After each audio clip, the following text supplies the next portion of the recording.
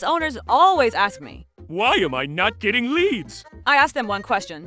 Have you ever looked at your own website? Awkward silence. Exactly. Every business says quality service, affordable pricing, customer satisfaction. Congratulations! You and the other 427 businesses in your city all copied each other's homework. Customers don't wake up thinking. I hope I find someone with quality service today. They wake up thinking. I have a problem. Can you solve it? Can I trust you? Can I contact you easily? If the answer isn't obvious, they're gone. Probably to your competitor who isn't blindly using ChatGPT.